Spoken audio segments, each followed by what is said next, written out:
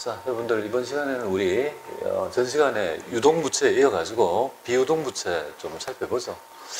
여기에서는요 가장 먼저 좀 어렵다고 하는 부분이 바로 사채가 될 건데, 사채하고 충당부채, 사채가 어렵고요. 충당부채는 기본이고 뭐 그렇습니다. 사채는 뭐 오늘은 안 할 거야. 우리 명절 갔다 온 후에 할 거야. 오늘 하면 부작용이 있을 것 같아서 갔다 온 후에 할 거고요. 충당부채 정도 나머지 부분은 다 해서 하면 그지는 다 했다고 해도 가네. 자본은 30시간 4시간이면 되거든요. 그럼 끝났어, 그죠? 그리고는 이제 뭐야, 자꾸 그죠, 갔다 오셔가지고 이제 뭐 실기도 하고 계속 실기 비중이 많아질 거다, 그렇게 보시면 되겠습니다. 자, 비유동부채는 말 그대로 1년 후에 그죠, 받을 수 있는 채무를 얘기하는 거죠. 장기가 그죠? 장기 차입금은 나중에 뭘로 대체되겠습니까? 유동성 장기 부채로 딱 대체가 되고 그 다음에 상환이 되는 뭐 그런 스케줄을 맞이할 거라는 거 말씀드리고요. 퇴직급여 충당부채는 부채인데요. 얘는 직원들한테, 종업원들의 그 퇴직금의 규모 있죠. 기업은 퇴직금을 지급할 의무가 있고 그 금액은 미래에 유출될 거 확실하지 않습니까? 그러니까 퇴직금의 만큼을 종업원한테 지급할 의무가 있는 거잖아요. 그 금액을 부채로서 잡습니다. 그 모형을 우리가 좀 배워봐야 되죠. 관심이 많죠. 왜냐하면 회사에 나가시면 퇴직금을 어떻게 그죠, 지급하는지에 대한 관심이 많으니까 알고 들어가셔야 돼요. 자, 퇴직연금 운용자산은 우리 퇴직연금 때문에 발생되는 요소가 되는데요. 나중에 논점은 퇴충 부채를 차감하는 형태를 표시한다는 건데 왜 그렇게 하는지 살펴보도록 하겠습니다. 그 다음에 이제 세무 2급에서 조금 출제되는 있죠, 장기 제품 보존 부채라는 게 있어요. 그래서 반품을 예상해서 미리 뭔가 그만큼의 그죠, 부채로 계산하는 금액이 있는데 그것도 한번 보도록 하죠. 사채, 회사가 발행한 채권이고 그죠.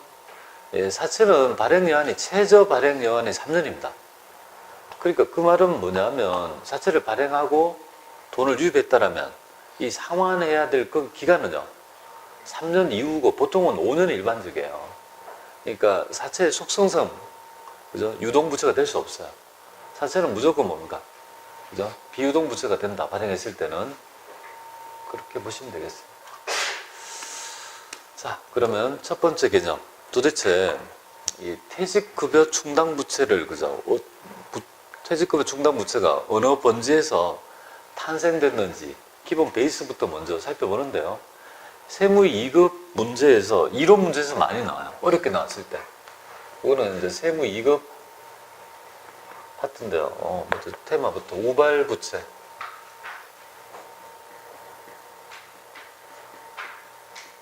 이 테마는 그러니까 세무 2급. 이론 시험에 많이 나와요. 어려운 시험에. 쉬운 시험에는 잘 출제 안 되고요. 약간 어려운 시험에 있죠, 이 이론적 개념을 물어봐요. 어려운 건 아닌데 개념은 알고 들어가야 될 것 같습니다. 여러분들 앞에 보면 우발이라는 말 있잖아요, 그죠? 우발적이다 이런 말이죠. 우발이 도대체 뭐냐 이거죠. 우발적이란 말은 잠재적이다 이렇게 표현될 수 있습니다. 그러니까 잠재적인 부채와 잠재적인 자산을 어떻게 그죠, 정보를 만들 것인가에 대한 얘기다, 그렇게 보시면 되는데요. 이게 잠재적인 부채다 이거죠. 이게 부채라고 해야 될지 안 해야 될지 이게 애매모호한 거 있잖아요. 가장 대표적인 예 한번 들어봅니다. 소송 사건에 휘말렸어요. 근데 기말 현재 확정이 안 됐어요. 그죠? 기말 현재 확정이 안 됐다고요. 그런데 1월 10일 정도에 뭡니까, 그 다음 연도 회를 넘겨가지고 뭐예요, 1월 10일 정도에 소송에 대한 결과가 나타났어요. 근데 소송은 뻔히 있죠. 그 연도에 판결이 1월 10일에 났지만 대부분 아는 거예요. 이걸 패소할 거라는 거. 그리고 패소에 따른 있죠, 손해배상금도 얼추 뭡니까, 한 1억 정도는 내가 판결만 그 다음 났다 뿐이지 뭐야, 대략적으로 다 안단 말이에요. 그죠? 그럴 경우에 얘를 뭡니까, 부채로 볼 거냐 말 거냐 이런 거 있잖아요. 그런 것들을 어떻게 정보를 만들 거냐 이거잖아요. 그죠? 그러니까 여기에서 잠재적이라는 말은 불확실하다 이 말이잖아요. 그죠? 이런 것들을 부채로 계산할 거냐 말 거냐 얘기인데요. 우리 그죠, 회계 기준에서는 이렇게 얘기해요. 우발부채란 과거의 사건에서 발생했었는데 여기에 하나 이상의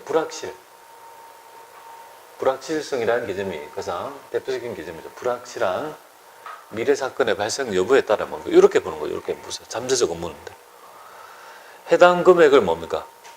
합리적으로 측정이 가능하면서 그 자원의 유출 가능성이 뭐예요? 살짝 높으면 안 되고 뭐예요? 매우 높다면, 그러니까 자원이 미래에 나갈 유출 가능성이 살짝 높으면 안 돼요. 매우 높으면서 그 금액을 합리적으로 측정할 수 있다라면 이렇게 되면 요거는 부채를 잡는 거예요. 부채를. 충당 부채를 잡는 거예요. 충당 부채. 그래서 탄생한 게 바로 뭐냐면요. 퇴직급여 충당 부채가 되는 거야. 퇴직급여 충당 부채는 해당 미래 자원의 유출 가능성이 조금 높은 거예요. 아니 분명히 퇴직금을 지급해야 되지 않습니까? 뭐 굉장히 높지 않습니까? 그죠? 그리고 그 금액을 어떻게 측정할 거냐 이거죠. 그래서 나타나는 개념이 바로 퇴직금 추계액이라는 개념을 사용한 거야. 퇴직금을 추정해서 계산한 추계액을 계산해서 뭐예요? 그 금액에 대한 신뢰성을 가미했습니다. 그래서 탄생된 게 뭐예요? 충당 부채, 부채다 이렇게 보면 돼요. 요 요건이 만족해야 된다고요. 근데 요 요건이 만족이 안 되면 어떻게 됩니까? 그죠? 해당 측정이 불가능하거나 유출 가능성이 뭡니까? 살짝 높은 정도, 매우 높지 않고, 그러니까 아예 희박한 거. 그러면 요렇게 되잖아요. 요렇게는 뭐예요? 요런 경우에는 이제 일부는 요 요건이 조금 안 맞았을 때 일부는 추석에 공시하는 거예요. 요런 위험이 있어요라고. 부채로 계산하는 거 아니에요. 우발부채는 뭐예요? 부채입니까? 우발부채는 부채가 아니에요. 부채 개념이 아니에요. 부채는요, 충당부채만 부채인 거예요. 우발부채는 부채가 아니에요. 그래서 이런 경우에는 주석으로 공시하고 너무 희박하면요, 아예 정보를 만들지 않는다. 여기죠. 그죠? 잠재적 부채, 우발부채를 그죠? 바라보는 회계 기준의 그죠? 시선이다. 이렇게 보시면 돼요. 자, 그러면 정리하면 우발적인 부채 중에서 요건이 되는 게 있죠. 요건은 뭐죠?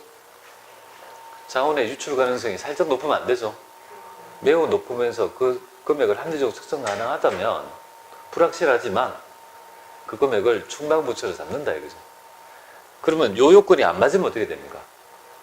전부 다 그죠? 우발부채. 그럼 여기 우발부채는 결국은 이렇게 되는 거잖아요.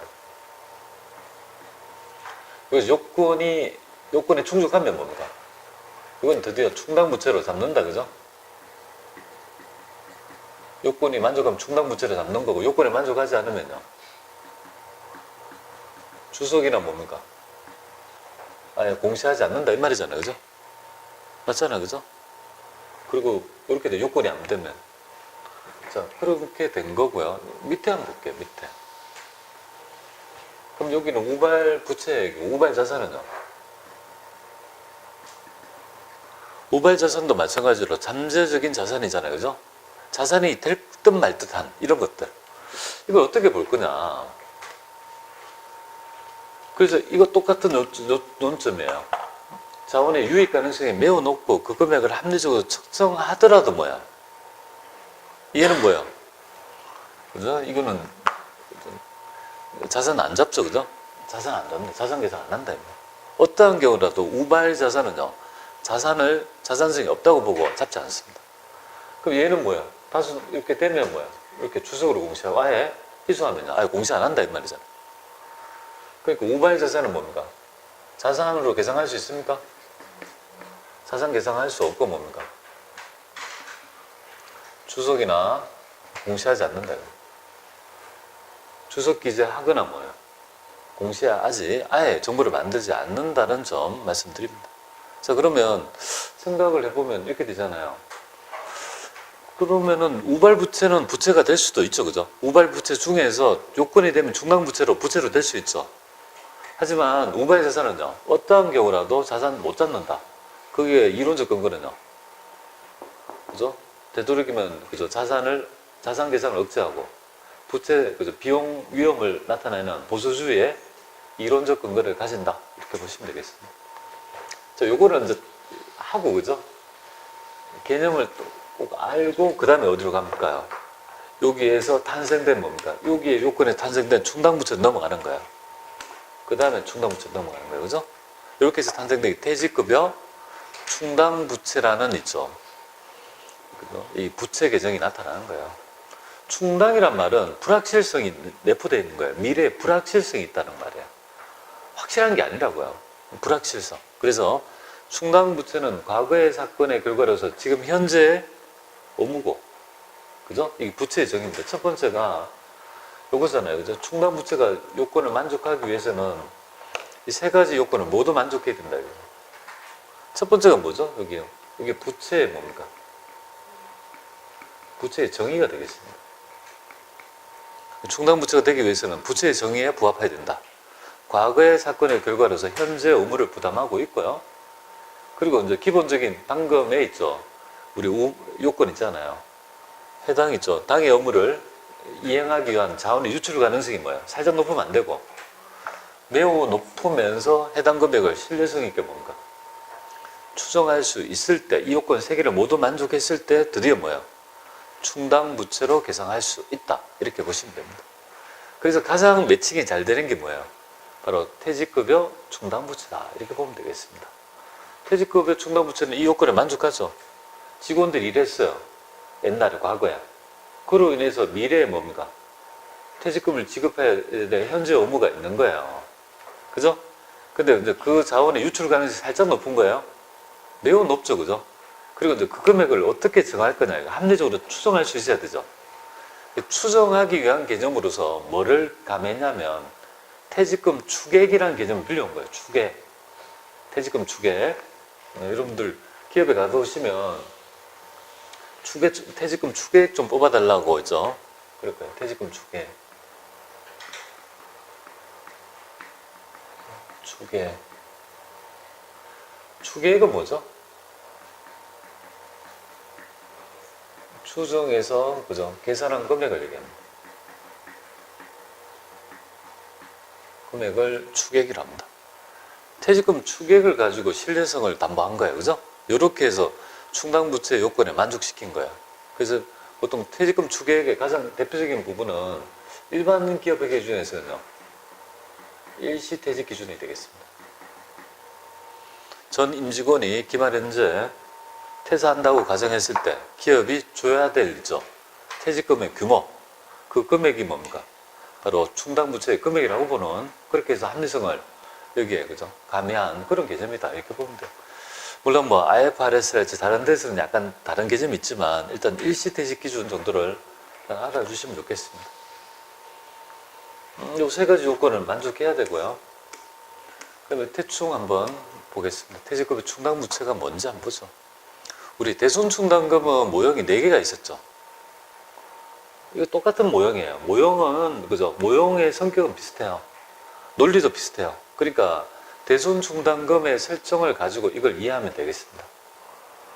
그죠? 그래서 이제 평가선 충당금하고 있죠. 구체는 조금 다른 건 하지만 모형은 같아요.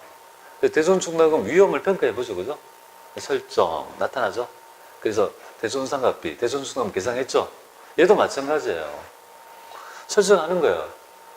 직원이 일하면 일할수록 퇴직금의 금액은 커질 거 아니겠습니까? 그 금액을 그 해 연도에 있죠. 직원이 일한 연도에 뭡니까? 일단은 충당금을 쌓아 놓는 거예요. 퇴직급여 충당부채, 비용 증가, 부채 증가로 있죠. 그죠? 계산하는 거죠. 그죠? 그러다가 어떻게 합니까? 직원이 퇴직하면요. 퇴직금 지급하는 분기를 회계처리 할 줄 알아야 되죠. 근데 다시 회수하는 경우가 있습니까? 없겠죠. 그죠? 근데 이제 이론적으로는 퇴직급여 충당부채가 환입이라는 것도 있을 수는 있어요. 우리 대손충당금 많이 설정했다가 다시 환입하면 대손충당금 환입 계정 잡지 않습니까? 이 퇴직급여, 그죠? 퇴직급여 충당부채 환입이라는 계정도 있긴 해요. 하지만 현실적으로는 급격한 사유가 아니면 그렇게 나타날 수가 없어요. 그래서 일반적으로 잘 나타나지 않습니다. 그래서 모형이 간명해요. 2개밖에 없어요. 쌓았다가 지급. 그거밖에 없습니다. 지급하는 모형 볼까요? 만약에 충분히 쌓았으면 범위 내에서 우선상계, 부족하면요. 그죠? 비용 처리. 그거 대손충당금에 설정하고 대손 회계 처리하고 똑같은 모형이다. 이렇게 보면 돼요. 그래서 100을 쌓았는데 나중에 뭐예요? 150이 나가게 되면 우선 끌어서 쓰고 부족하면요. 비용 처리한다는 것은 동일한 모형이다. 그래서 대손 충당금을 좀 정확히 읽겠다면 어려운 건 아니다. 이렇게 보시면 됩니다. 자, 설정 한번 보겠습니다. 쭉쭉 넘어가면서 한번 보죠. 한석은 올해 그죠? 1월 1일 날 사업을 개시한 모양이에요. 사업을 시작하였다.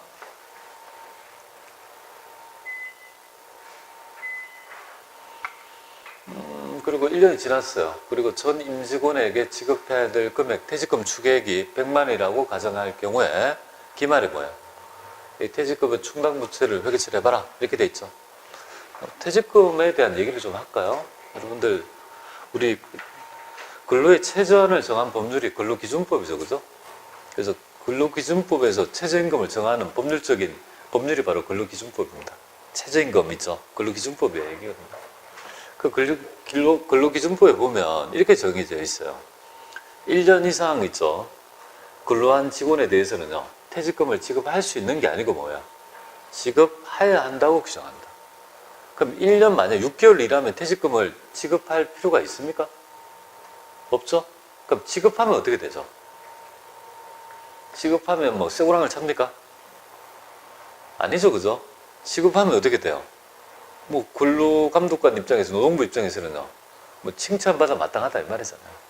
근데 기업이 그런 짓을 할까요? 법률에 저촉되지 않고 안 줘도 되는 걸 하는 기업은 본 적이 없습니다. 그래서 우리나라에 있죠, 모든 기업은요, 제가 본 기업 중에 1년 미만인 직원들의 근로하고 퇴직했을 때 퇴직금을 준 기업은 한 번도 본 적이 없어요. 그래서 모든 기업은 전부 다 뭐야? 제가 본 기업은 1년 이상 근무하면요, 근로해야지만 퇴직금을 준다. 이렇게 보시면 돼요. 그러면 연말에 직원들이 있을 거 아니에요. 그러면 중도 입사자도 있고 1월 1일 처음에 스타트한 직원도 있을 거 아닙니까? 그럼 중도 입사자는 연말 현재 뭐예요? 우리 올해 시작했으니까 연말 현재 7월 1일에 입사한 사람은 퇴직금을 지급할 필요가 없는 거죠. 그럼 퇴직금을 지급해야 될 사람을 뽑아가지고 이 사람의 퇴직금을 계산해 보는 거예요. 그래서 계산해서 뭐예요? 다 더한 금액이 뭐예요? 퇴직금 추계액이 된다. 이렇게 보면 돼요. 퇴직금은 어떻게 정할까요? 우리 법정산식은 자기 퇴직 직전 3개월의 평균임금 있죠. 그거 곱하기 근속연수를 곱한 금액을 퇴직금으로 본다.